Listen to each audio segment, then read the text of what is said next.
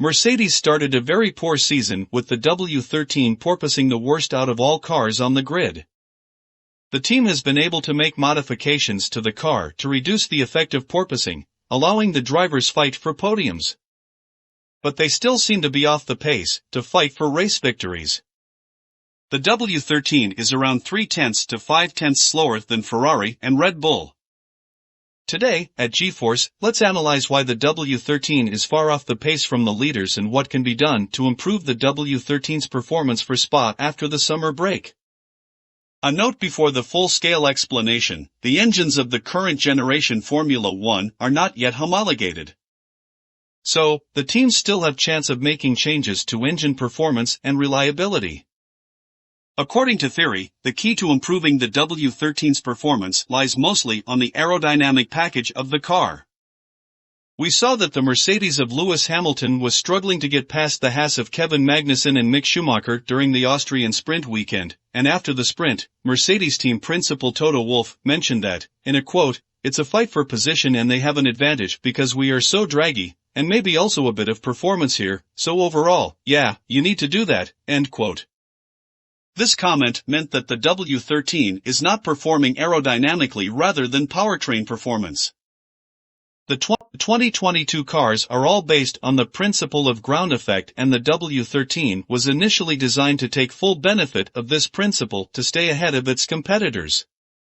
But, over-engineering on that phenomenon led to the car suffering the worst from porpoising.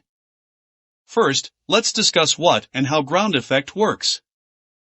The 2022 Formula 1 cars are designed based on aerofoil shapes. An aerofoil shape has faster airflow above the shape when compared with the airflow below the shape. This led to the air pulling the aerofoil shape up, causing the force known as lift. Formula 1 cars are designed as per the inverse aerofoil approach.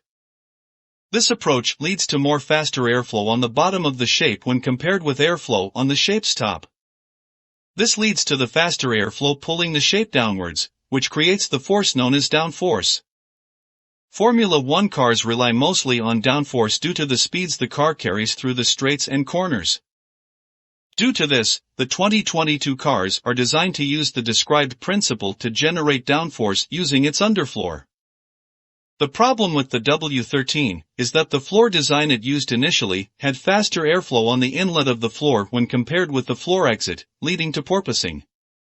According to debriefs and reports, the team has been making modifications to its floor to reduce the porpoising successfully. But the team has not been able to close the gap to Red Bull or Ferrari doing so. This is due to the fact that the W13 is draggy, as commented by Mercedes team principal Toto Wolff. The W13 has been suffering from porpoising when the car's ride height has been as low to the ground. To reduce the effect, the car has been raised by a small margin, and the lost downforce are generated through the front and rear wing. This setup option used by Mercedes leads to an increase of the overall drag of the W13. This is what Toto Wolff meant by the term draggy. Now, according to what we have analyzed, we understand that running low wing angles can allow the overall drag of the car to be reduced.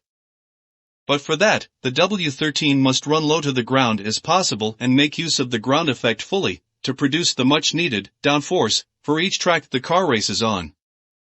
And this might be the key that Mercedes are trying to unlock with the floor modifications they are undertaking at every race. What do you guys think? I know, there are the engine upgrades still left, but, according to the W13's characteristics, the aerodynamic improvement will bring in more performance according to my perspective. And, is there more within the Mercedes W13 than it meets the eye?